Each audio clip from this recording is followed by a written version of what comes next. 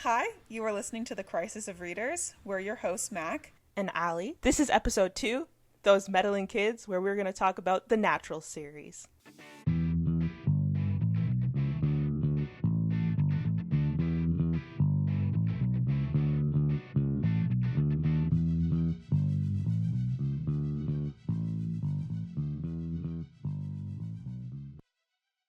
Hello, profilers, and welcome back to The Crisis of Readers. So, in this episode, we're going to be diving into another take on teenagers solve crimes, but this time they actually do it with the FBI instead of one girl, a computer, and a dream. Yes, so I found this series, like I found so many other series that I've read, which is from doom scrolling on TikTok at 3 a.m. And I found this from Allie. After I was like, you have to read this, so I have someone to talk about it with. It was great. I think we both read it in like 2 days or something. It did not, like, the whole series, like, not the first. Like, I almost each book, I think, read it in like one sitting, basically. I remember distinctly walking on the treadmill after lab one day for like 2 hours, just, I think, reading the fourth book. And one of our lab mates came up to me after she saw me in the gym and she was like, "How are you reading and walking?" And I was like, "I can't stop reading. I have to finish this. I'm sorry." Please don't talk to me right now. I'm at the best part. No, Exactly. I think I started it because I got COVID, and so I was sitting up in my room, and I was like, "Let me read this light little fun book," and it turned out to be a crazy little light little fun book. Not light at all. It's not really light, but it is fun for sure. It's something. It gives you the same feeling of watching an episode of Criminal Minds, which I can't say is fun, but it's intriguing. It kept me. It definitely is intriguing. Yeah. So The Naturals is by Jennifer Lynn Barnes, which you might also know from her other popular series called the Inheritance Game series. And she is actually very interesting. I looked her up, and she has advanced degrees in psychology, psychiatry, and cognitive science, including graduate degrees from Cambridge, and where she had a Fulbright scholarship, and Yale, where she got her PhD from, which is super fun. Another PhD baddie, like the two of us. We love that. I did. Once we saw that she got her PhD, I was like, time to go look up what her dissertation is called, because that's what I like doing. And apparently it was Fiction and Development, What Adults and Children's Stories Preferences Tell Us About the Cognitive Science of Fiction, which I think sounds cool and makes sense as to how she wrote this book. I feel I have no idea what the Inheritance Games is about, because I've not read that, but this one definitely felt very psychology. Yeah. Yeah, the Inheritance Game is on my TBR because of reading The Naturals. I was like, oh, I like the way she writes. I'm going to see if I like the Inheritance Games. So from what I know, right, like based on the description, it's like rich guy dies. He has heirs, but then there's a random girl who gets invited to the house who's poor, but then has some claim over to the inheritance if she solves some like puzzles or something. It was confusing, but I think that's the general gist. That sounds kind of like the Westing game. Did you have to read that in school? Which games? The Westing game? No, I did not have to read that in school. That's also another rich guy dies, and his kids fight about who gets the inheritance. Another popular trope. That's what that Knives Out is about, too. Yeah, that's true, that's true. We love that. Everyone likes the idea of fighting, apparently, your relatives for money. Yeah, no, that's fair. I don't know if I'd fight my inheritance for relatives. I'm gonna fight my money to give me people I'm related to. Thank you. No, I don't. That's such an interesting concept. And that's the concept of a fraternity. I've spent money to get family. I was in a fraternity, so I'm allowed to say that. That's fair. I was not in a fraternity or a sorority, so I'm not allowed to say anything. So, just like last week, there will be 2 sections to this podcast. The first will be the spoiler-free synopsis, which is when we're just going to talk about our overall feelings and impressions from the books, give a little bit more of like what this book is about, And then we'll do a deep dive into the books, which will have spoilers. But don't worry, we always give a warning before we go into the spoiler section of the book, so you can stop listening if you want to read the books before we talk. Or if you've already read the books, you can come along the journey of us talking about everything about these books. So trigger warnings for this book and the discussion will be death, murder, the death of a parent, gore, blood, violence, abduction, and abuse. So feel free to click away if that is going to be triggering for you, and we'll see you next week. But if not, we're going to dive in. Yes. So just a quick summary. I'm going to read the back of the first book of the series. 17-year-old Cassie Hobbs is a natural at reading people. Piecing together the tiniest details, she can tell you who you are and what you want, but it's not a skill that she even ever takes seriously. That is, until the FBI comes knocking. They've begun a classified program that uses exceptional teenagers to crack infamous cold cases, and they need Cassie.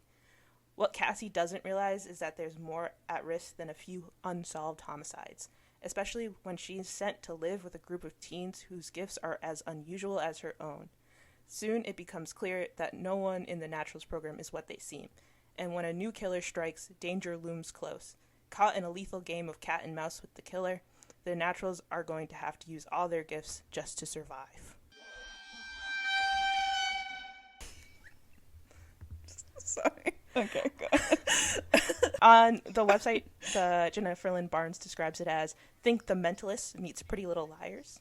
Jennifer Lynn Barnes' The Naturals is a gripping psychological thriller with killer appeal to die for romance and the bones of a gritty, compelling news series. Yeah, I would definitely describe this book a little bit as like Criminal Minds, but it's like Criminal Minds meets boarding school. Kind of like,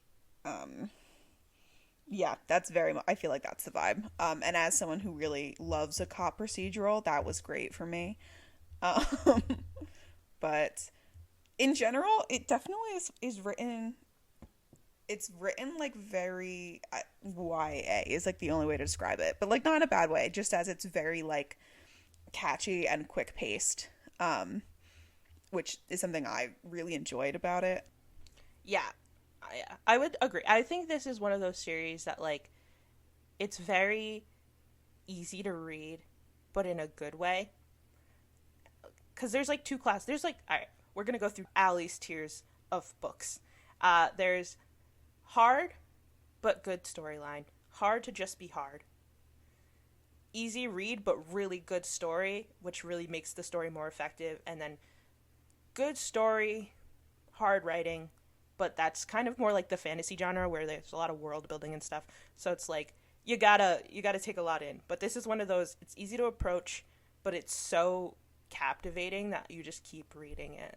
At least for me, that's how it was. I think something that we've talked, me and Mac have talked a lot about, and we talk about often when we read books like this, is the age group that they put them in. It doesn't feel like you're reading high schoolers until it feels like you're reading high schoolers, if that's the only way I can describe it. Like, you're like, oh yeah, these are college students, and then they do something, and you're like, oh no, these are high schoolers. Yeah, it's definitely kind of like in a situation, I don't know, I feel like this about a lot of series and shows. Anime is particularly egregious about this, where the storyline will make sense if you consider them an age above what stage they are at life. So like a lot of times they'll have like them in a special high school or something, which is basically what this is. It's like a special high school. It would make much more sense if this was simply college. Like if this was like a special college, or they just did this after high school. Like the idea that all these kids dropped out of high school to go do this is a little bit crazy to me. I saw this in your notes when I was reading through what you were going to talk about today too. And I kind of disagree with you that this could take place in college. And the only reason I disagree that this could take place in college is that this is a college major. So it would just be college. Like they wouldn't be special because they'd already be in they would just be like, yeah, so they would just be in a regular program for this, as opposed to them being high schoolers is what makes it so, like, they're special because they can't go to college for it yet. I guess we should sort of explain what it's, like, about a little bit more in the, like, non-spoilery kind of way. so that this makes a little more sense, because we just kind of dived into it. But the basic concept of this book is that the main character, her mother died when she was a child, and her mother was like a what's it called, like a psychic. She was a psychic, and she taught the main character, who's Cassie, how to like read and profile people, basically. So Cassie like naturally has this ability to profile people, and she just thinks it's like a fun like thing that she just knows how to do and doesn't think anything of it. But basically the FBI gets in contact with her and is like, hey, you have a natural ability to do this, and we want to use that to go solve cold cases. And they basically lure her in with this idea that they'll sort of like look into her mother's case. And so she shows up to this like house in Virginia, or like in DC, I guess, and where there's a bunch of kids who all have some sort of natural ability. Like there's Dean, he's also a profiler. There's Michael, who's like can read emotions. One of them, Leah, is like a natural lie detector. And then there's like the very prototypical genius girl, Sloane, who's really good with numbers. We love Sloane. Yeah. So that's like a overview, a big overview of the startings of why the book then takes place, and where we go from there. I don't want to talk too much about that because I feel like this book is like a landmine of spoilers. Yeah, I think much more than that. You start getting really, really... The thing is, it's really quick, so you kind of pick it up and you get to that really quickly, and then it's like... And then it's very much like, there's just stuff happening really quickly the whole time. Yeah, yeah. It is they're all very fast-paced reads, I will say. You pick up the book and like you're halfway through the first book and you're like, you feel like you've gone through so much and so little has actually, like, it's kind of whiplash, honestly, if I'm gonna talking how I read my experience reading it. I was like, how did we end up here so fast? It was truly so fast. And also I read it the first time, obviously just like reading it, not obviously, but I did just read it like a paperback book, which like, so you kind of like see your progress, and it definitely felt short, but it didn't feel like abnormally short. The audiobook though is like, I think it's like 6 hours, which it feels so fast. Like I listened to basically each of these books in one sitting at work. So like one shift at work was listening to one of these audiobooks. Yeah, I listened to everything at 2x speed, so I think it was like 3 hours for me, and it was just rapid fire. Really quick done. Yes. Oh, so you also listened to the audiobook? I started it. I shouldn't say it was 3 hours for me. It would have been 3 hours for me, but I didn't finish it because I have the physical books here. I know you borrowed my copies, so you don't have them anymore. Unfortunately, we don't live together anymore. Hypothetically, they should be here in tomorrow. But because they were for $30 on Amazon, and I don't usually get Amazon books, but I was like, that's a steal. I will be getting that.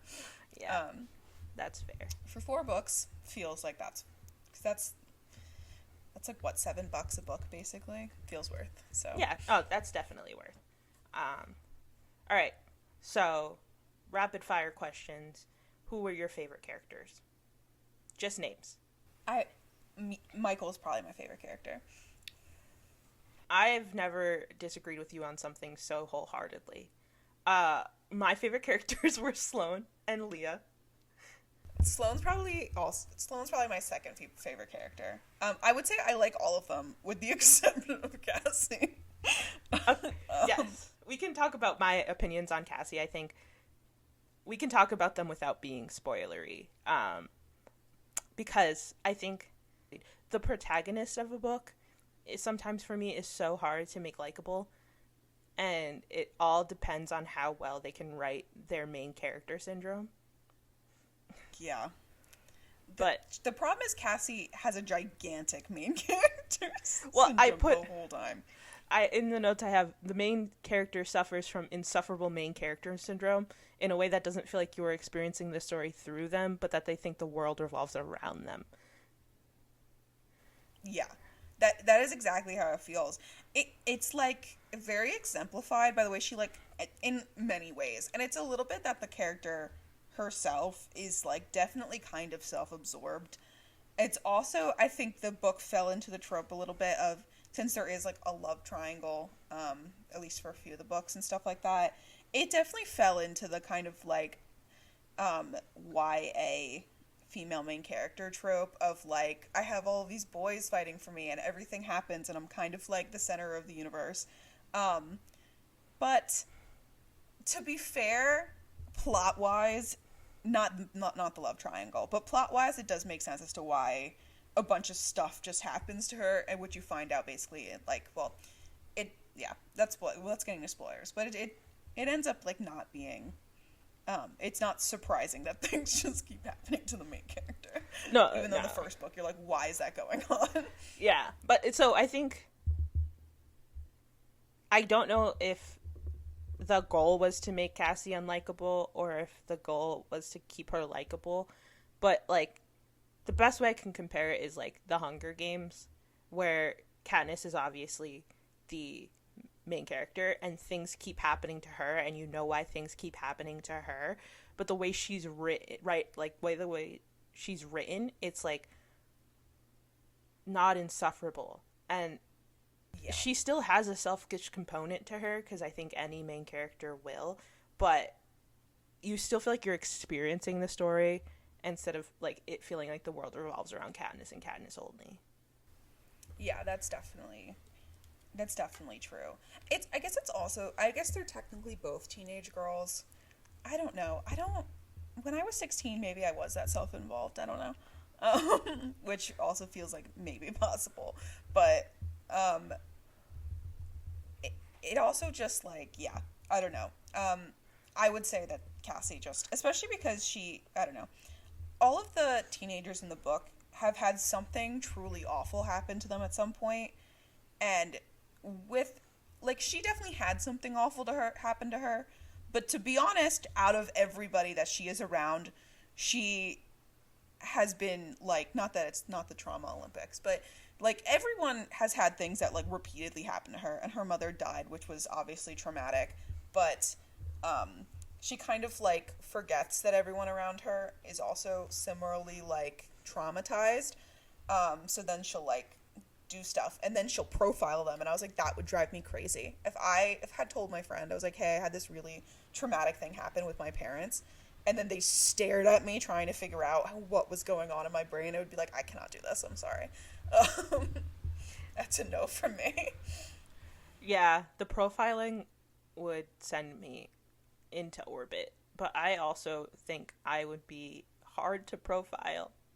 Here's my ego. I think I'd be hard to profile because I have a propensity for not telling the truth all the time. That's true. But not in a bad way. I don't lie for I do lie for shits and giggles, but I never lie about anything important. And I'm going to stick with that statement. Yeah. Allie one time looked me dead in the eyes and went, do you know dogs bark in accents? I stand by that. It was so, like, I cannot describe how, like, straight-faced it was, and it, like, did not feel like a setup, and I was like, oh my god, that's so crazy. I bet that's true. And then it was not. It was just, it was a bit to get me. But that's okay.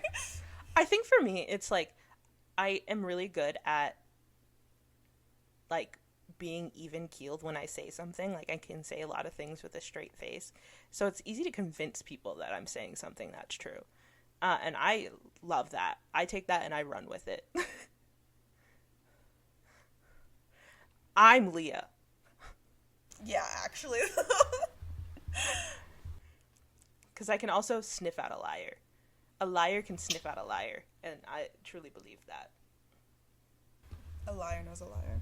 A liar knows a liar knows a liar. Yes. Yes, but back to the love triangle. All right. Oh, yeah, okay. When I was writing my notes in my book when I was reading it. I wrote, I care less about this book's love triangle than I do the ingredients of the Baja Blast I'm currently drinking, which is to say none. I did not care at all. I cannot agree. The love triangle is so consuming in the book. As in, I feel like it affects... My thing is the whole time, I really like Michael, and so he is obviously part of the love triangle, and so stuff is happening, and I was like, I cannot... Anyway, I was involved. But it's also weird, because I don't really like love triangles as much in books, especially because I'm at the phase of my life where I'm like, this feels like it could be resolved peacefully. But, you know, that might be being 26 in an 8-year relationship. So that does sound like something a person in a secure relationship would say. No. My thing with the love triangle is it was just so thrown in there. It feels so random is my biggest thing about it. Because she could her friendships, like when it stops happening, you're like, oh, this is better. Like, because she has friendships with them that make more sense than her, like, romantic tension, I feel like. It's vaguely, like, the love triangle basically starts with, like, truth or dare, and that is how it feels. And that feels like it shouldn't be a lasting impression, but the whole thing sort of feels like something you did just for giggles, which is like not the same thing as like a real emotional struggle between two people. Yeah, no, my thing was just like, at no point did the love triangle interact with the plot of the books. Also true, yeah, for sure. Like, they could have circumvented the love triangle and still had the parts of those relationships that forwarded the plot be the same. Yeah, that's also fair. Especially because I would say the friendships in the story are pretty plot relevant. Yeah, I think each of their individual relationships with each other, and then where their relationships land by the end of the book, are really important. I just think the connection of the love triangle at the beginning is just not needed to continue the story. And my thing about love triangles is that I don't ever think they're interesting. If I'm being honest. I would agree. I think it was more frustrating than anything else, the love triangle. And I definitely enjoyed it more once the love triangle was settled. Like, I think they figured out the second book. And after that, I was like, this is so much better. Glad that we did this. Yeah, I also we say we don't love triangles, but we've read a lot of books with them in there. I think they're kind of unavoidable. Yes, they're not deal breakers for us, which I just want to put out there right now. We're never going to call a book bad because it has a love triangle in it, but we will talk critically about the love triangle because we're not fans. Exactly. Yeah. The best love triangle is in the book Iron Widow, and I persuade you all to go read that book. That's just my shameless plug for the best love triangle I've ever read. I also will have opinions about this when we get to the Brandon Sanderson episode. I also will have big opinions about love triangles when we get there. I feel like the characters do feel one-dimensional sometimes. Yeah, I would say that that's true, to an extent. I think you get to, like, I don't know, and it's more true about certain ones than others. Yeah. I would say. I just think with how fast the books move and, like, what she can fit into the books, like,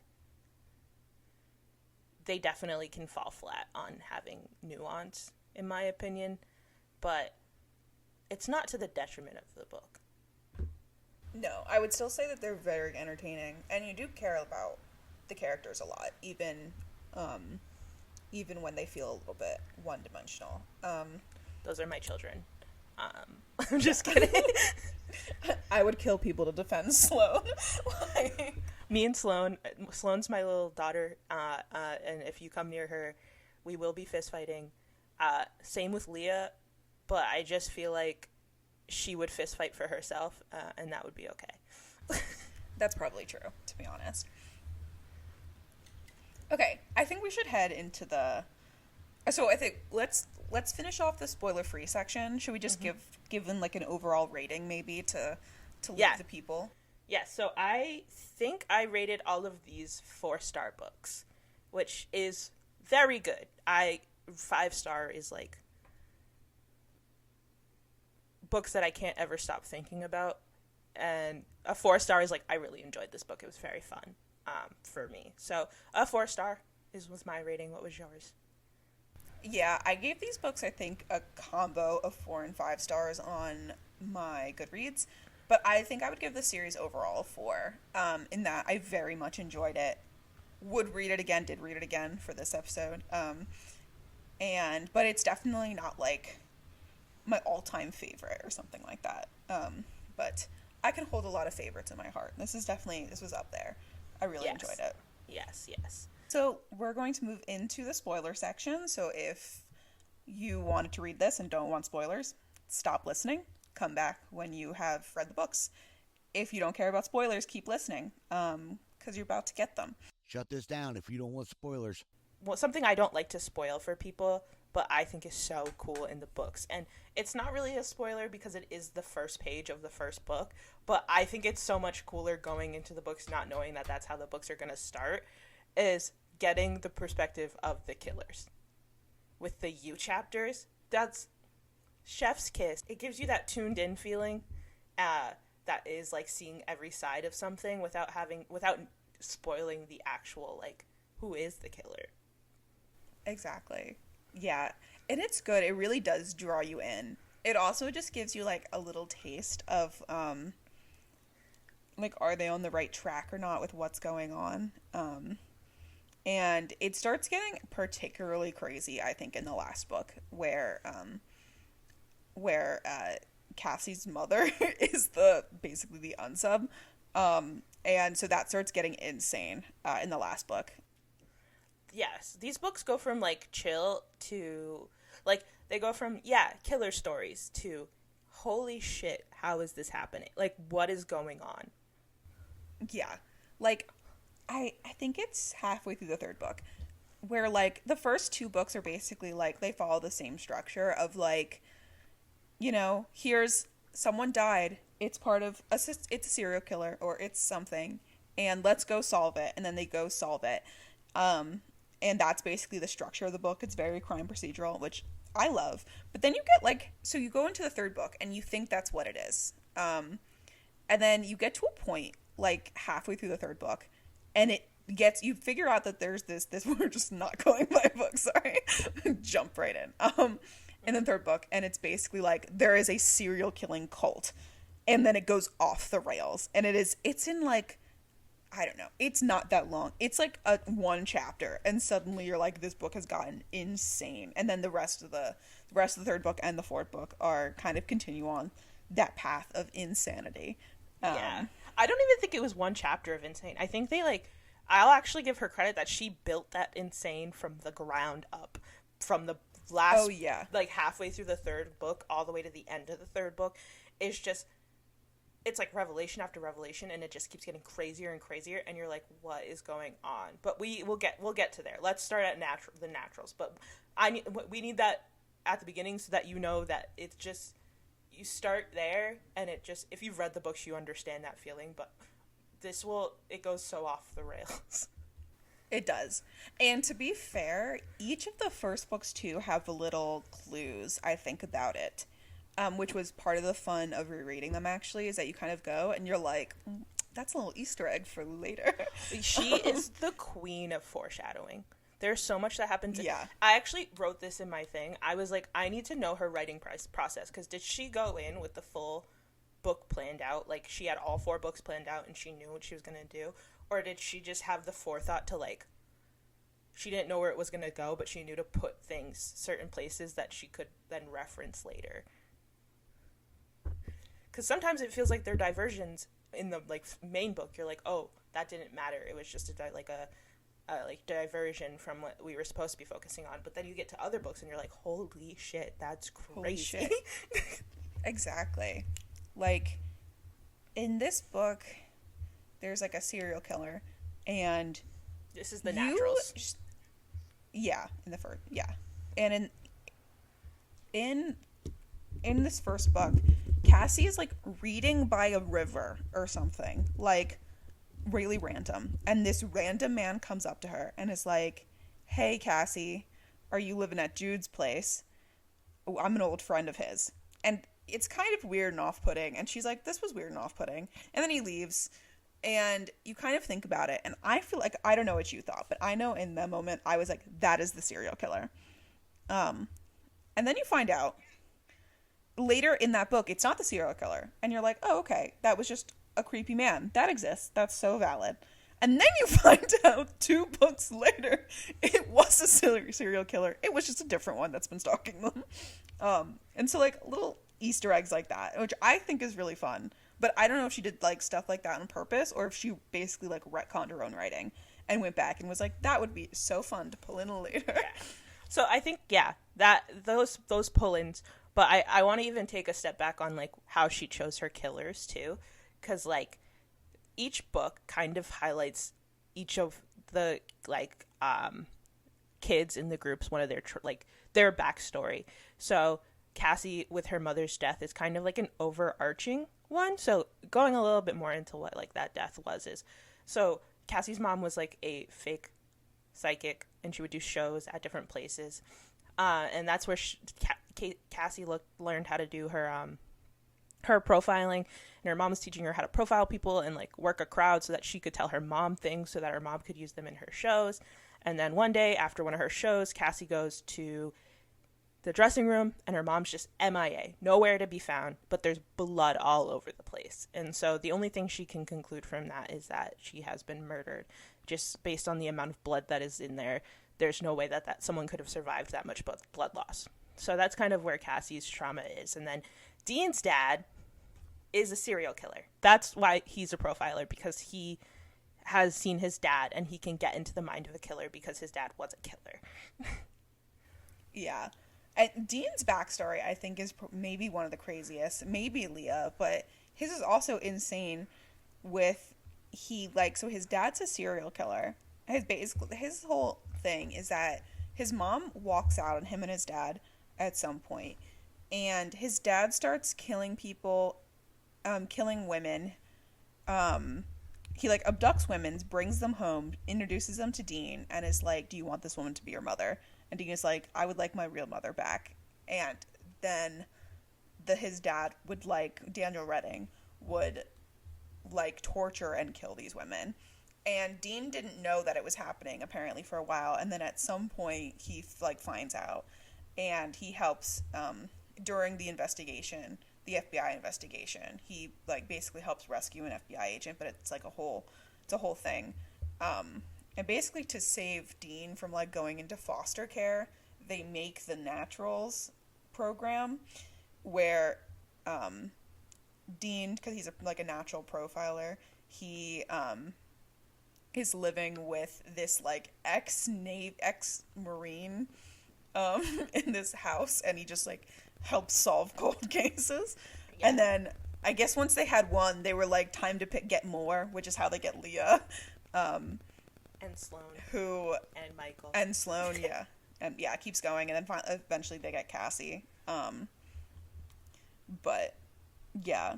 But I think the I don't remember, but I think that they're like 8. I think Dean and Leah are really young when they get there, so they've been living there for like most of their life. Yeah, by the end of the series. Yeah, because Dean is very young when I think he's 10. I thought he was 10, but he might be 8. He might have been 10. Maybe, yeah. I think he was like 8 when he did the like saving, but then by 10 is when he was in the program, because he did go into foster care a little bit because they couldn't just immediately be like, "Hey, we're gonna take you. We're stealing him." And then Leah, we're taking a child. Yeah, and then Leah's a runaway, so I think she just was running away, getting into trouble, and then came on their radar. it's very interesting how all of them came onto the FBI's radar. Leah was just fucking shit up and lying, and they were like, she's really good at this. We should get her. She's so good at lying. Let's steal her. And Michael's is the craziest because Michael's backstory is that he just has like a really abusive dad. And I shouldn't say just like, but he has a really abusive dad. And his dad hits him and all that stuff. And because of that, he's learned how to read people's emotions really well because he's always kind of on guard about them. But the reason he gets drafted into the Naturals is that his dad gets like caught for like tax fraud, and his like deal with the FBI is that they can have his son for the Naturals program, which is insane. Wait, insane. There's a lot of things in this book where the FBI does stuff that I'm like, that is so unethical. And don't get me wrong, I'm not a simp for the government, but the FBI, as far as the like random investigative branches, is like not the worst, though. I guess they did, okay, well, we don't have to get into history, but they did kill MLK, so maybe we don't like them. But that was before there was the CIA, so now the CIA would do stuff like that. Anyway, it doesn't matter. But yeah, so like they do just like steal children, because like all of them, which is like random, especially because at the beginning of it, they're like, the kids are like not, they're like technically getting an education, but like really high emphasis on the technical. So technically all the kids are truant. And though it is like crazy, the whole thing with Michael basically being part of a deal with his dad is crazy. The other wild thing is like, why do they even know about Cassie? Like, what was she doing to be going around where they were like, I know that girl has some natural profiling ability? Because like, she's not getting into trouble or anything. She's just like living her life, you know? Well, that comes back to the first killer of the first book, because that's how they find her, is the first killer of the first book. You're right. You're so right. So you don't really know why she was recruited or like during the book. You're just like, I don't know how you came on their radar. You literally lived the most boring life I've ever heard. Yeah. So there's Locke and there's Briggs. And Locke is the woman, and she's working with Dean and Cassie on becoming better profilers. She's a profiler for the FBI, so she's training them. And you're reading like all these point of views, and then the killer starts killing. And they, at first, the program starts first, the first 2 books, they're only supposed to be working on unsolved cold cases. They're not supposed to be working on any active cases that are currently happening. And they try to make that, but they're meddling kids, so they do get involved. They're constantly just like pulling up information and getting involved all the time. But as the book goes on, it becomes clearer and clearer that the killer is playing a game with Cassie, and it's about her mother. And so there's like a lot of similarities on how people are getting killed compared to her mother. And I think I can't do justice on how the killer mocks this girl, but yeah, like Cassie has like red hair. The killer starts dyeing the victim's hair red, and like puts a very specific shade of like lipstick on them that her mother used to wear, like stuff like that, like very uber specific. So it becomes kind of clear. Not clear, but it's like Cassie's like, this is really weirdly feels like it's about my mom, and all the other kids in the house are like, this feels like it's about your mom. Yeah. So, but the FBI is like, you still can't get involved. You guys are children, and technically no one knows this program exists. So like, don't. And they're like, well, actually, you can't solve this without me. And they're like, fair enough. So that's usually how they get involved into something. It's like, you're not supposed to be doing this, but then they're like, you literally can't solve this without me. And they're like, fair enough. So fair enough. Yeah.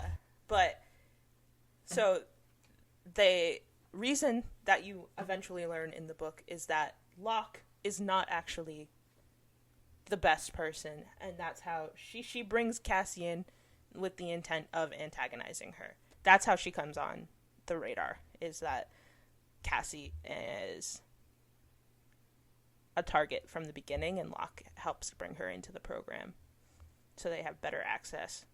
I will say there's a few funny things about the book in general. Like, when Cassie's getting recruited, basically what happens is she's working at a diner. Michael just shows up at this diner and is like, "Can you guess how I want my eggs cooked?" And so she does, and she's like, "Okay, well, am I right?" And he just won't tell her, which iconic of him, because now she is obsessed. She was like, "I cannot believe he wouldn't tell me," and I was like, "That's funny." The other funny thing about this is that her reaction, so she talks about this, and then he leaves Briggs, so the male FBI agent's business card on the table, and is like, "You're getting recruited. I wouldn't show up, but you can if you want to." And so, anyway, Cassie does, but she reminisces about this experience in her head with the phrase, "What the Hello Kitty had happened that afternoon," which, let me tell you, sent me, because it's a book very explicitly about murder and torture, but cursing is apparently too far. Like, we can't have cursing, and they go to a good amount of lengths to avoid cursing in the book, which is also funny because they're like, I don't know, 16, 17. They turn 18 by the end of the series, but I was definitely cursing a lot at 17. I have to imagine it was for like publisher ratings, or like, I don't know, audience. I don't know, do they have ones like they have for movies? I have no idea. I think so. I have to imagine that that's why there's not so much cursing, but it does lead to some creative like phrases to get around cursing, which "What the Hello Kitty happened" is one of them. So I enjoyed that one. I don't know if this is unpopular or not, but I love when books are having really serious things and the characters are just so human about it. They're like, "Yes, there's murders, but I don't say cuss words, so I won't start now." Or like, "I won't be cussing about it." I won't be cussing about it. You can cuss about it, but I won't be cussing about it. Or what's my other personal favorite is it happens in this book too sometimes, in that like there's clearly things are going on, like they know their like bosses are going out and actively solving like a crime scene for a serial killer that's on the loose, and they're just like, "Let's play truth or dare." Yeah. Let's play truth or lie. Or my favorite part at the end where they're like going to confront the killer. So Cassie's been in this love triangle with Michael and Dean, and she goes to the bathroom, gets a call from the killer, and is like, "Okay." And so she's going out to meet the killer, and she's like, "Oh my God, Michael," because Michael's an emotion reader. She's like, "He's gonna know that I'm about to do something stupid, so I'm going to say something really hurtful about kissing him so that he won't read my emotions." And she is actively about to meet with a serial killer. She spends a good amount of time thinking about kissing this man. She does that with both of them a few times, where she'll be like in the middle of a very stressful situation and she is actively thinking about her romance. And I was like, I appreciate being into it. I was like, that's so funny. Yeah, there's a couple moments where I'm just like, wow, they really are teenagers just solving crimes. Yeah. Or even like the fact that like Cassie shows up and immediately not immediately for Dean, but immediately for Michael. They've been pretty soon for Dean. They're just like obsessed with her, and it has to be because she's like just the new person there, which is very much giving high school. That new girl syndrome. Not that there's anything exactly, especially because like I guess the other two people they're living with have pretty much just like are like pretty close to siblings because they've been with them for a while. But it is very high school. It feels very high school when she gets there, and immediately the two boys are like obsessed with her. Actually, you're the love of my life. I've only known you crazy for a week, but it's particularly crazy because Michael already has something with Leah when they go into the house. Yeah. Which is giving exactly what would happen if you put a bunch of teenagers into a house together and only allowed them to interact with each other, which is, it got messy. Yeah, it got really messy really quickly. And Leah and Michael in the first book are not that messy. They get so much messier in the rest of the series, which I think is funny. in general, the relationships, no, you're right. The relationships are so funny. That touches early on what I was saying, where I was like, I don't think the love triangle was needed to, like, execute the book. Like, the love triangle is resolved in book 2, and it hurts Michael's feelings because Michael, spoiler alert, was not chosen. And I don't feel bad spoiling it because it's very obvious from the beginning that he will not be chosen. But after that, it's like, it's kind of not important anymore. Like, exactly. Michael goes back to Leah and everything's fine. And I would say that Cassie's relationship with Dean and Michael's relationship with Leah, and like both Cassie and Dean are kind of just on, and then it stays on. Michael and Leah are kind of on and off again. I would say both of that was more interesting than the love triangle. With the only exception of, at some point, Michael is talking to Cassie and Dean goes to interrupt, and Michael says, "Whatever you have to say to me, you can say in front of me unless Cassie wishes to speak to you privately, in which case I completely respect her right to do so," which I think is really funny. That got me. I laughed in the office when that happened. That was a great scene. But I feel like that could have happened if they just kept Michael and Cassie good friends. I agree.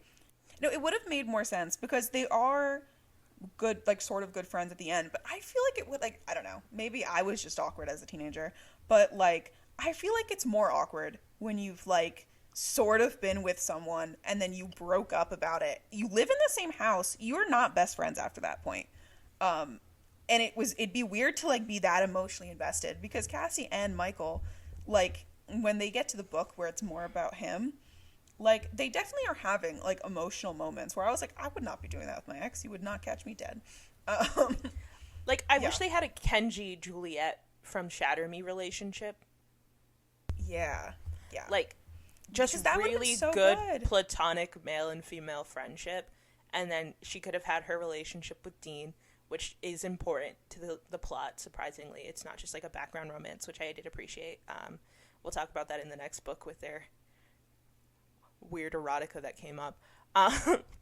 But I think Michael just being her friend would have been so much more impactful throughout the book. And you could even sprinkle in a little, like, jealousy here and there, but I didn't think it needed to get to love triangle level. Like, I could see if it was, like, Dean being like, you spent a lot of time with Michael, and her being like, well, he's really important to me, and I will not choose one of you over the other. Stop doing like it. You're gonna have to accept that he's my friend, and like Leah having maybe a little bit of like an attitude with her because she's like, you're kind of getting real close to my man, and she's like, well, and then like as they both like outgrow, they realize that this is like they're just people who understand each other. Really, it's just Cassie understands Michael, and Michael understands Cassie. Exactly. Yeah. I would. Yeah, I definitely agree with that. I think I struggle with love triangles too because I think they're unrealistic. How many times in life are you just in a love triangle? Yeah, I cannot imagine really. Like, yeah, especially one that's like persistent. And that's the biggest thing with this one is it's like it's not just even vaguely like two people like the same person. She's like actively sort of pursuing a relationship with both of them for like a book and a half. Almost actually 2 books, I think, because it's at the end of the next book. And like, which is like, because like she's like kissed Michael and Dean multiple times in these books, and like all of this stuff. And I was like, I'm like, that just feels like a lot of energy. And, like, I don't know. Maybe I'm just not built that way. But it does feel unrealistic. This, like, I have any, like, true metric that I'm measuring this off of. I feel like sometimes they write female main characters and then give them a love triangle to the detriment of, like, their progression as a character. I do kind of agree. And I think it would have made more sense. What I really would have liked to see is that instead of the second book still being a continuation, I mean, I would have loved it if they just didn't do the love triangle. Even if they had, like, the truth or dare shenanigans happen, where everyone kind of, like, kissed.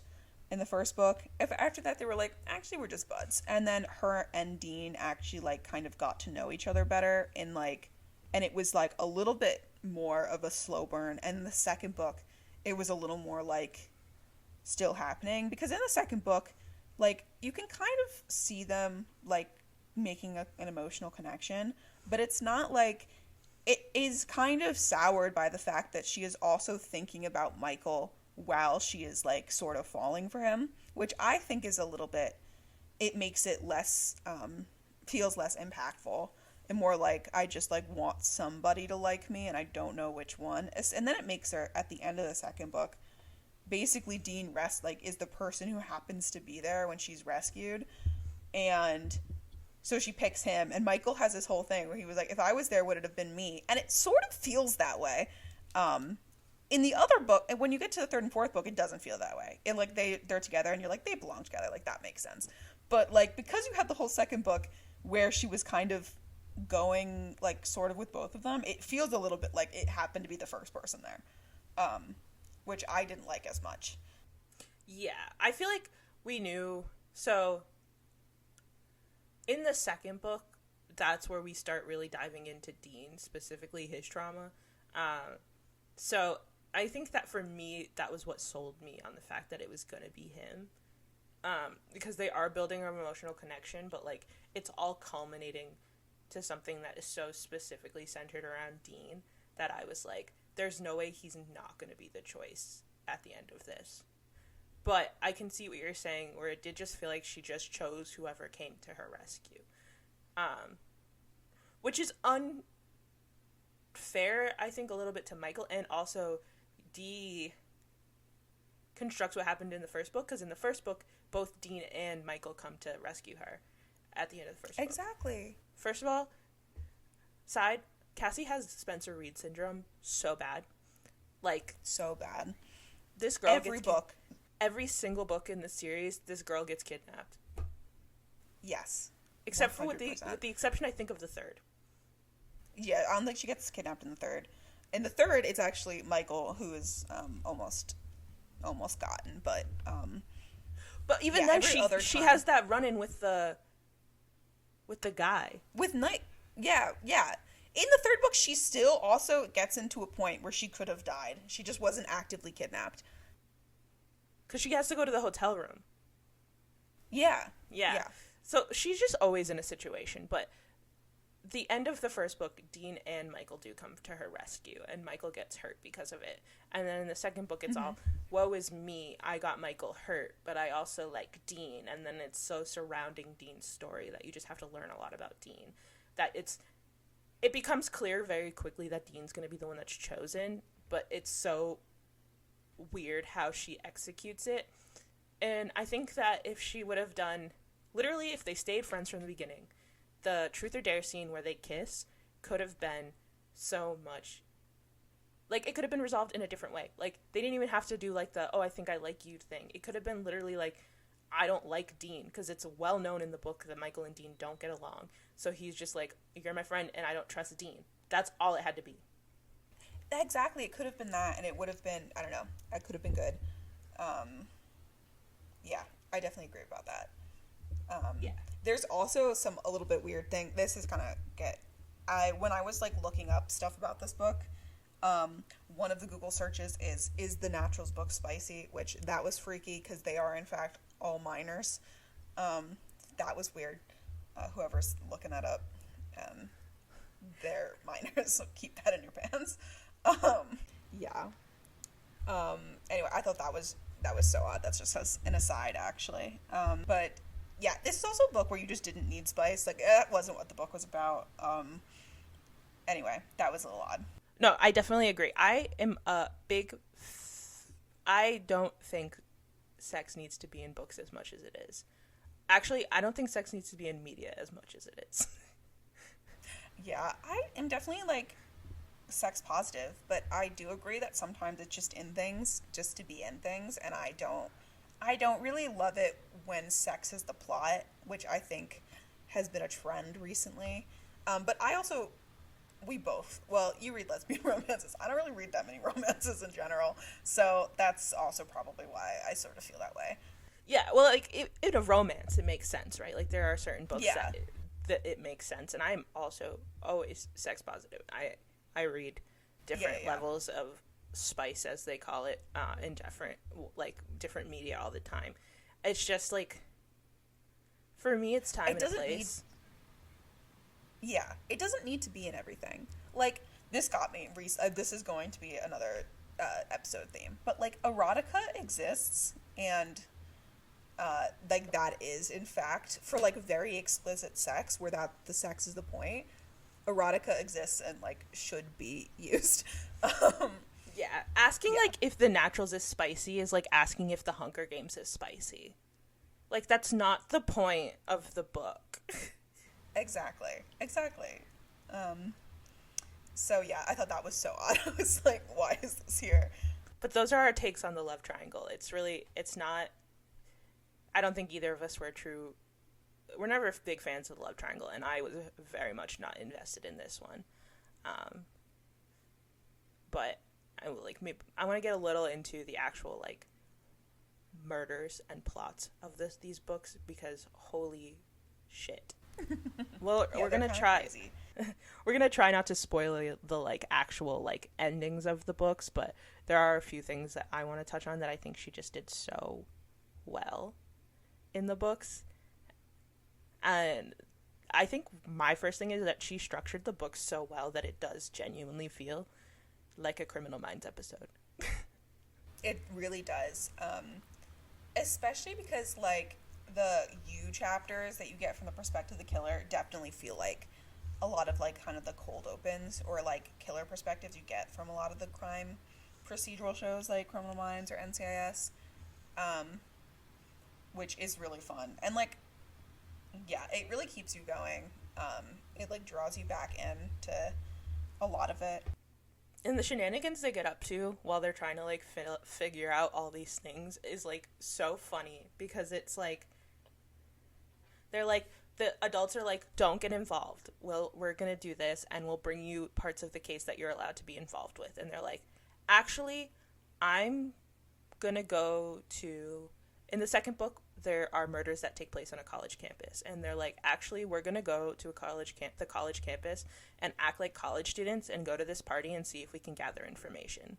Like, yeah, what? Exactly. Well, because the whole thing is, so a lot of the each of the cases is, like, I think we said, it's, like, basically connected to one of the kids in some way, and so the second book, there are people being killed in a really similar way to how Dean's father killed people. So it's, like, very close to Dean. And Leah, in particular, is very close to Dean because they, like, basically grew up together. So she is, like, really gung-ho. She's like, we will be solving it. So she basically rounds up Cassie and Michael and is like, we are going to the college to go to this college party and figure out what's going on. In the second book, also, you have a new female agent who is there, Agent Sterling, who I adore. Her and Briggs are now the agents in charge of the Naturals program, and they are a divorced couple. But it's so mom and dad. Like, I cannot describe the whole time. It's just so mom and dad. It's so funny. We do have to talk about the dynamics of the adults really quickly, because there's the ex-military guy who's just in charge of just making sure that they stay alive in the house when the other agents aren't there. And his name is Judd. Yeah, Judd. So Judd. Jude. It's Jude or Judd. I don't remember. Judd, Jude, Joseph, whatever his name was. So Judd is, like, this old, crotchety old man. He watches them. Then there's Sterling, who comes in, and they're like, actually, Sterling is Briggs's ex-wife. And then they're also like, Sterling is the daughter of the director of the FBI.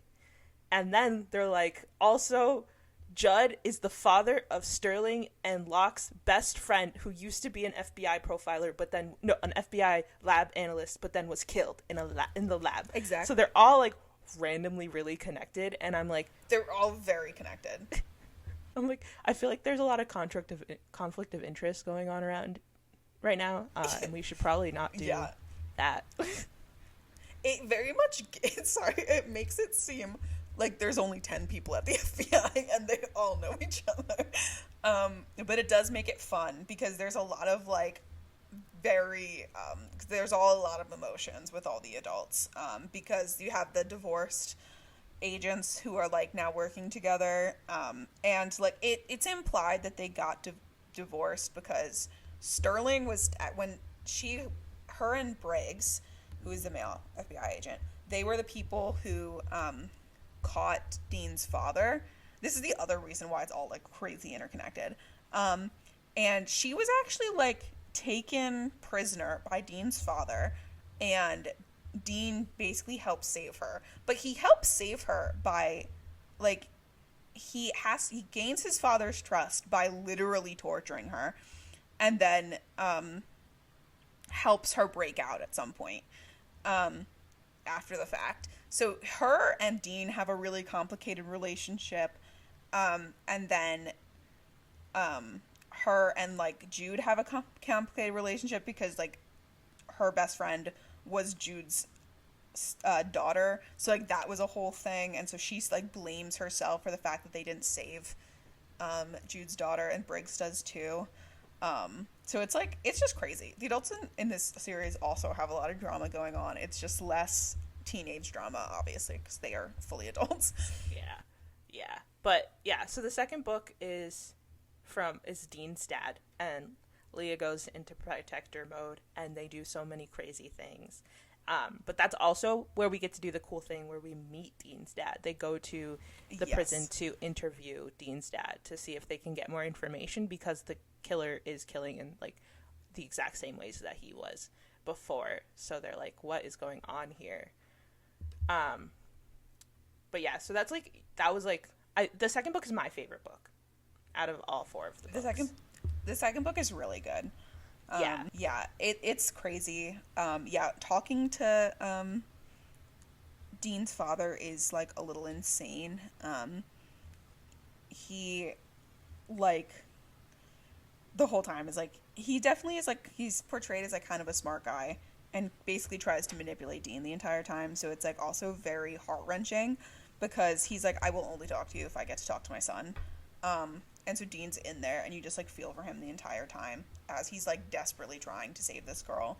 Because Dean has a lot of guilt, I think, about not being able to save the women before his dad was caught, despite being, like, very much a child. Yeah. I think book 2 is the one I think is the most perfectly executed. The ending is realistic, but also so surprising that you like don't expect it to come, and it's so great, and like the lead up to it is so convoluted but like so easy to follow that you're like, oh, okay. Like nothing about it felt unrealistic, but also when you get all the information you're like, holy shit, this is crazy. Exactly. Like I feel like part of the fun with this is trying to guess who the killer is, and for this one, I don't know. I guess I just read it really fast, and I must have forgotten. Another fun thing about me is I will just delete things from my memory, so it's like reading something for the first time again. So I read the second book, and really thought it was someone specifically, and then I was like so sure, and then I got to it, and then it got to the end, and I was like, oh my god, you're right, it was that person, and I just completely forgot. But the fun thing about it, in my opinion, and you can let me know if you disagree, is that like the person who does it, I could not have guessed, but it's also not outlandish that it's that person, and then when you get to, once you know it's that person, you're like, actually that does make sense, but like I didn't guess it ahead of time, you know? Yeah, I didn't guess the ending, but I did have that person in mind. But there's so much more to the ending in that one, right? Like, it's not even just, like, the killer itself is the crazy part of that ending. It's just, like, the whole thing as a whole. The whole thing. Also, one of my favorite recurring characters is in that book, really randomly. Not because they're interesting. There's T.A. Jeff, who I think is so funny. There's basically at this college that girls are getting murdered at, there's a guy who's teaching a psychology course about a serial killer, specifically about Dean's father. And the TA for that book is someone that the teenagers like go and investigate, and it's TA Jeff, and he is only referred to in the books as TA Jeff, full name, full title. And I just think he is creepy as fuck. It's so funny to me. It's just so amusing every time. TA Jeff. TA Jeff. And I think he's in the fourth book. He is in the fourth book. Actually, 100%. And so he comes back, and they're talking about him, and it's still TA Jeff the whole time. Which he never becomes just Jeff. He's always TA Jeff. No, TA Jeff. Which I thought was really funny. This is only about the audiobook, so the narrator, this became really apparent in the second book because Dean talks so much in the second book because it's about him. And Dean is from the South, so he has a Southern accent, canonically.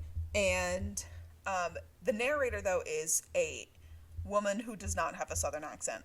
And there is something, I think maybe I like Dean less in the reread because the entire time he spoke, it was with this woman who had this terrible put on of a Southern accent the entire time. And I was just like, because I generally kind of I like an accent. I think Southern accents are nice. A little drawl, I think it's nice. It's so off-putting hearing a woman trying to do a male Southern accent. It was just off-putting. But it makes Dean so funny, in my opinion. That's fair. I feel like I also can't listen to audiobooks because I have a very specific picture that I paint when I read physical books of a person, and it doesn't always align with like what the author is actually saying. So like Cassie, yeah, she was a white girl with red hair. That was fine. Dean in my mind was fully a black male, which is so funny because he's a blonde man. Because I remember this because we had talked about this I think when we read it. And so then you had described this to me, and so then in my mind, he was also black. And then we're reading, and I was like, they're like, and his blonde hair. And I was like, that man's blonde? What is going on? And I also just do that in a lot of books. Like, I choose what I think the character should be. And I was like, the same with Michael. In my mind, I was like, Michael's Puerto Rican. I don't know what the fuck you guys are talking about. You're like gonna self-insert race here, actually. Not even. I'm just like, if you won't give me diversity, I'll get it myself, okay? I'll be putting it in there. Wild thing, though, is the kids had races, but in my mind, the parents didn't. All the parents were still white, but somehow they had Puerto Rican and black kids, you know? I was like, yeah. Don't know how that happened, but yeah, honestly, fair. Yeah. Though, to be honest, I did read... Michael for sure could be Hispanic. He's just described as having dark hair and like not and like a little bit pale. But I was like, that man could be Hispanic. You don't know that. He's not ever described specifically as white, is what I will say. Well, he has a half sister who's black, so. And he has a half sister who's black, so you know. But that's in the third book. We'll get to that in the third book. Oh my god. Okay, oh, so no, let's... that's the fourth. That's the fourth book. That's the fourth book, isn't it? But going into the third book. So we said that the ending of the second book was crazy. The ending of the third book is insane. Insane, actually. It's not even like...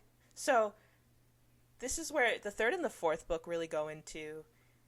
That's where we start delving away from, like, one track solving mystery to, like, heading into... the finale of like solving Casey's mom's case. And it's because as the books go on, you start learning more and more about the case, and you're learning that there's more to it than what was on the surface. And also, it's always kind of alluded to that she might not be dead because the body was never found. So this is like, there's like... but they do find it. So the third book actually starts with them finding a body. Yes. So she fully thinks her mom's dead at the beginning of the third book because hypothetically there's a body. Big on the hypothetical. Yes, but up until like that part, third book, it was always like the whole point of those books is like there's an underlying plot of like getting closure about her mother's like death. And the third book is when things go off the fucking rails, because there's like, so this then is centered around Sloane, and they go to Las Vegas, and that's when you find out that Sloane's father is just this really rich man who impregnated a not rich woman, and then was like, actually, peace out, don't talk to me. But he owns like a casino hotel, and he's like making mega money. And then there starts to be killings at the hotel that he like, and casino that he has. So they have to go, and Sloane's going through it because Sloane is like, this is the man who just like disowned me and never wanted me. And then he has an older son who starts to make contact with her, and he's like, I want you to be like, I don't think what my dad did was right, and like I want you to be around and stuff like that. So then she's like dealing with all that. But because she's dealing with that, she's on a spiral. And there's one thing about Sloane, and it's that she can't have caffeine, because much like me, she'll go on a fucking rampage if she has too much caffeine in her body.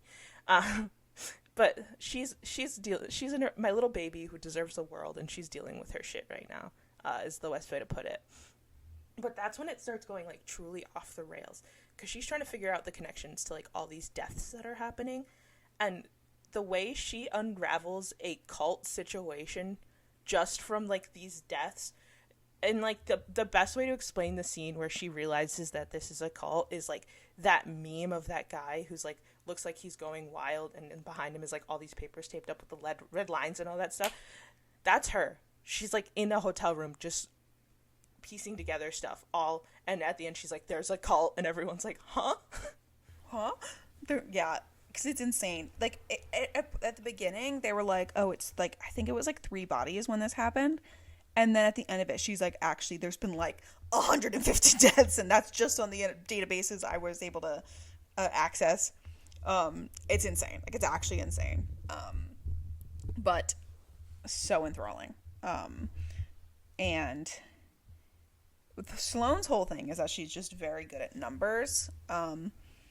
And she, in my opinion, is very prototypically what some people who don't actually know people who are like smart in a mathy kind of way think people are like. Her like stress mechanism is basically just spitting out random statistics. Like one of my favorite quotes from the first book is, I'm just saying that statistically a psychopath is more likely to end up as a CEO than a serial killer, which I thought was funny. And this is kind of her whole thing.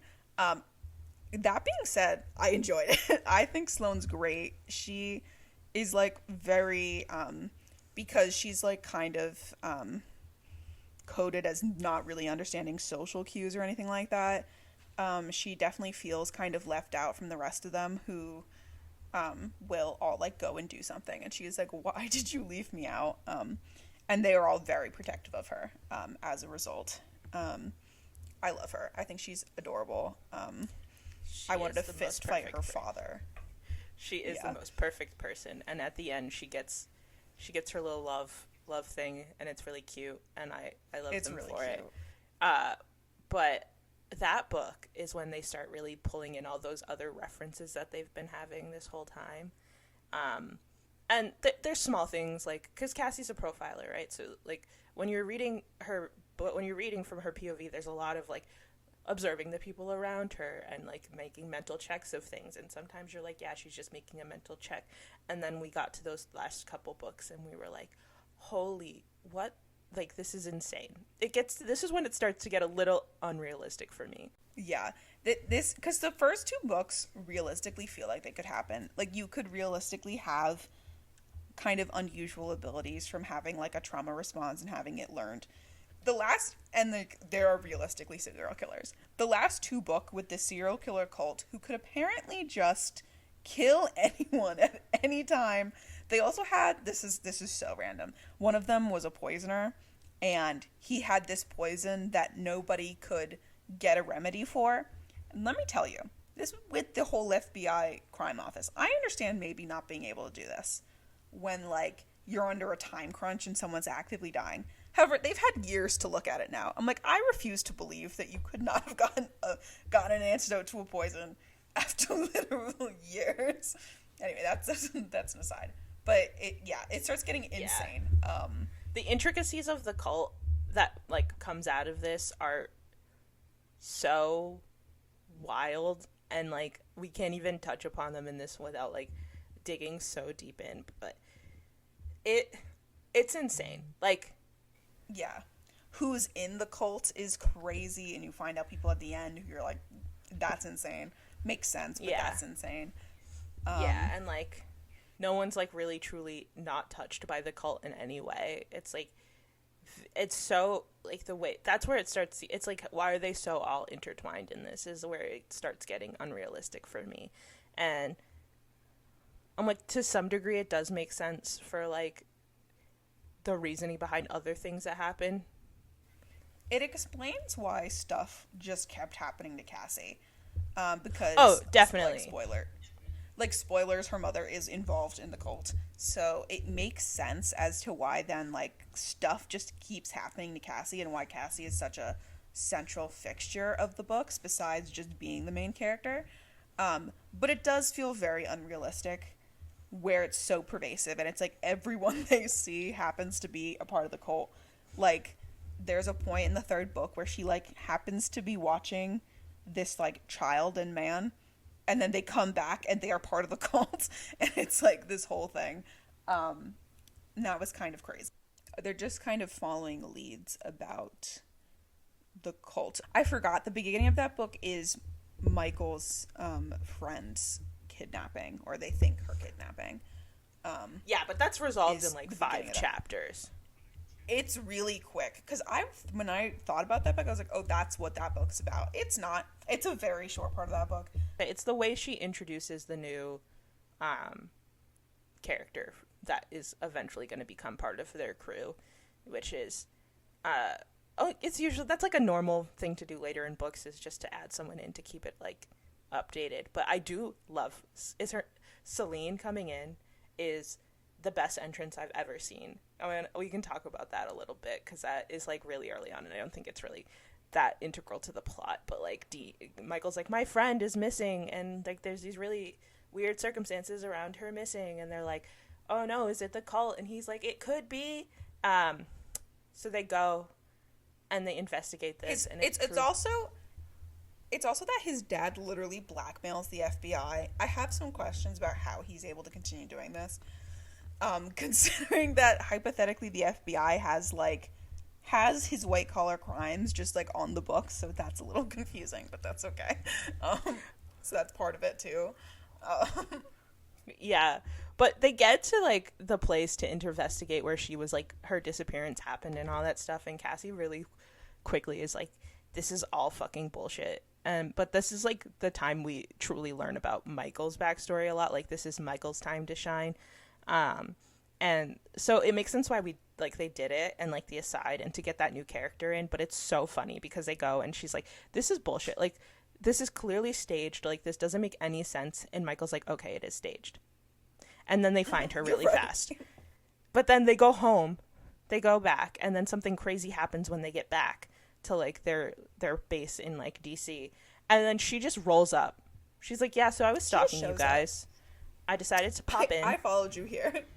I decided to pop in. And then in the most teenager way that they always do, they're just like... They're like, we're playing 2 truths and a lie. We're playing 2 truths and a lie now, guys. And in it, they're like, Michael, Leah's all mad. She's like, Michael, you clearly love this girl, blah, blah, blah, blah, blah. Like, she's annoying me because she's here and all that stuff. And then Michael's like, I don't like her. And this girl's like, yeah, that's gross. We don't like each other. And they're like, and then she's just like, I don't even like men. And they're like, oh. And then very obviously hits on Sloane for the rest of the book. She's like, and then there's a little novella, and they truly do get together. And that's the most beautiful thing that comes out of this. It's so fun. I do really love that one. But that is my favorite character introduction of a character in so long. It's just so funny. It's truly so great. And then Bad Blood is them going to like this town that Cassie spent a lot of time in with her mom before her mom's like disappearance. I think they would move around a lot because it always seemed like they were on the run from something, which they were, and you can read about that. But they moved around a bunch, and then she goes back to this like notable town, and you get to the notable town, and we already know at this point that there's a cult, right? We know there's a cult. They have to investigate the cult and try to put resolution to Cassie's mother's situation and where she is and all that stuff. You get there, there's another cult. There is a cult on top of the cult. That's the best part of it. Which is just so funny. You get there, you're like, there's already a cult. How could there be another cult? There's another cult. And this is also, Leah has, so like the previous book was Michael and Sloane, and then this book sort of is Michael, and then it ends up being Leah and Cassie. So like Leah was raised in a cult, and so they kind of get into her backstory a little bit. I think Leah has the least like amount of backstory given, and it's truly a crime because she is one of the most interesting characters. She is so interesting, like, because they've only given her backstory in little like tidbits. Like there's the point, like there was the little one about she was like, I killed a man when I was 9, and she was in a that cult. She grew up in a cult. Yeah, we do find out why she killed that man, right? She lied about something. Yeah. Okay. Yeah, she basically like, she killed the guy. She didn't really kill him, to be clear. The cult guy killed him. But she basically, like, to protect herself, she was, like, pretending to be holy. Like, she was pretending to have visions and stuff. And at some point, she, like, said, I don't remember why, but she, like, had to basically blame someone and told the cult leader that, like, the person that she killed was, like, unworthy. And so that guy died, but it wasn't like she killed him specifically. And then she's just like on the streets for a while. There's this like little tidbit where she's like, I lived in the Met bathroom for 2 weeks. And a lot of it, you're just not sure if she's lying because she canonically lies a lot. But I would love to get more of her perspective because she's so interesting. She's so protective of all of them. She like very blatantly is like, I don't really like you, Cassie. But then is like very protective of her and does a lot. And they actually do, like, they're like, we don't like, it's kind of like, it's very similar to, not very similar, but it's similar to the Michael Dean relationship where they're all kind of like, we don't like each other, but then they do stuff for each other anyway. Their dynamic is so weird because it's very, we're trauma bonded and we're in this together, but that doesn't mean we as fundamental people like each other. The only person that everyone likes on a fundamental level is Sloane, and that's because she's Sloane. Perfect. Exactly. Who couldn't like Sloane? We love her. Like, it's so funny. At one point, in the second book, the third book, because they're in Las Vegas, they're literally staying at the hotel that Sloane's father owns. Michael has just gotten back from seeing his father, and he's literally covered in bruises from his father, like, beating him while he was home. And so Leah goes up to Cassie, and Cassie is also about to have a mental breakdown because she's gotten back pictures of her mother's dead body. And Leah goes up, boops her on the nose, and goes, it's not your turn for a mental breakdown, which is so unhinged. And Cassie is like, I cannot believe she said that to me. That is so mean. And then she takes a step back, and she's like, actually, I really get it because everybody else has something that's going on right now. I can hold it in. That's okay. And it's She's so like, funny. Actually, Leah is so right with this one. She's so right about it. Which is so funny. Anyway, I love Leah. In general, I like the girls, with the exception of Cassie. I like Cassie. Let me put this out there. I like Cassie. I just find her insufferable. And that is in fact two different things. I can like you as a person, but also think that on like a fundamental level, you're a little insufferable. I don't think I could spend any prolonged period of time with Cassie, I'm going to be honest. I don't dislike her. She's not a bad person, to be clear. And in fact, I would say she's a good person. She drives me insane, though. And some of her habits that, like, in a book are not that bad would drive me crazy. The biggest thing is her profiling people every 5 seconds. I could simply not be friends with someone like that. See, I have the guess Leah they're all effect, and she would never be able to get a read on me because I would just be doing crazy things all the time. I am simply not that good at hiding anything I'm feeling. Like, So. I don't really prescribe to an aesthetic, and I don't really prescribe to a way that I talk, and I don't really prescribe to anything, so I feel like I'd be like Leah, where she would be like, I can't gauge Leah because Leah literally changes everything about themselves every fucking day. And I'm like, that's me. So I feel like I could handle Cassie. But I want to make it clear that we don't hate Cassie. She's just a little, like, she was not She's someone... just annoying. She's annoying, but she's not bad. Like, I like her, but she's kind of annoying sometimes. Oh, sorry, this is so off topic. One of my other favorite scenes is in the third one. I really liked the third one. Third one's probably my favorite, even though it starts getting crazy. In fact, I think that's why I like it. There's a point where they think Sloane's, like, half-brother is, like, involved in the serial killings happening in Vegas, and he shows up at their door in, like, the happens to be the only time where there's no adults. So Dean, the whole books, they spend a lot of time talking about how Dean hates violence because his dad's a serial killer who cut off people. But Dean is like, everyone's really protective of Sloane. So he goes to the kitchen, he gets a butcher's knife and goes and answers the door and is holding Sloane's half-brother at knife point. Sloane's half-brother is, first of all, like, if I had a gun, he was like, I appreciate you protecting my sister. However, if I had a gun, this would be all over. And Dean is like, you'd be surprised. And they're like, yeah, his dad is literally a serial killer, killed people with knives. And this happens multiple times where Dean has threatened, in the books, where Dean threatens people with a knife. And I'm like, for someone who is so, I hate violence, this man is doing a lot of violence. It's a little funny to me. Violence, not that but I won't resort to it. Get that? Yeah, because he's not a violent, because this is my thing. It's not that he's definitely not a violent person.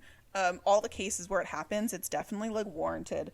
But Cassie spends all this time thinking in her head about how she's like, Dean just hates violence so much. It's so bad. I'm like, I don't even know if it's necessarily that. I think he's just like, he is not a violent person. Yeah. But it's not like he wouldn't be, like, it's not like he wouldn't use violence to protect people. And I think that is a different thing altogether.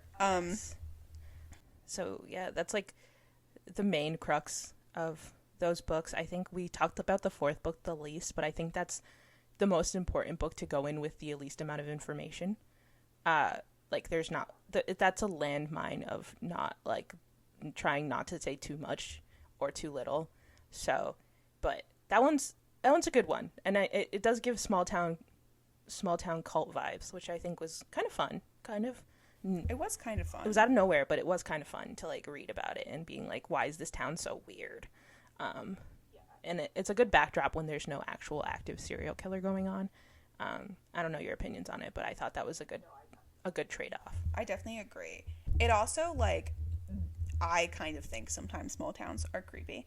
As someone who lived in a small town, I think it, like, people knowing each other, it freaks me out. Don't love it. So the whole town gives very creepy vibes. Because they all sort of know each other. And then especially once they kind of suspect that this town is involved with the killings, it, like, gets even more sinister. So it's very fun. And the cult is, like, really crazy. Having the cult with a cult, I think, is just, what a twist. That was crazy. Little twist. But that you find out so early in the book, too. It's not even like we're telling you something that happens later in the book. It's so early in the book that you find out there's a cult on a cult. And yeah, it's like one of the first scenes at the town where they get there. Yeah, it's a little crazy. But yeah, I will say overall, I would definitely recommend, especially if you like crime shows, and you're looking for kind of like a quick and dirty read. I would definitely recommend. I think it's very fun. I have recommended this to Mac, and that is why she has read them. And I have recommended them to other people. So yes, this is on my recommendation list. I think it is a fun read. I think it's fun to talk about. And yeah. It's also so much fun, I think, getting to go through the plot twists with a friend. Definitely that's part of the enjoyment of it. we'll leave it there. Let us know in the comments if you've read this book, what your thoughts were, who's your favorite character. And if you have book recommendations, please let us know. Yes, if you have anything you'd like us to talk about, or if we've already read that, we can talk about it. If not, but next week we're going to take a little bit step away from books specifically, and we're going to talk about new adult books versus young adult books as a genre, and what we think a new adult book is and what a young adult book is, and why we think there are important distinctions to be made in these genres. Until next week, we're signing off. Bye, guys. Thank you for listening. We hope you enjoyed this week's episode of The Crisis of Readers. If you are enjoying our content, please subscribe wherever you listen to your podcast. And we will be here every Wednesday. Enjoy your week.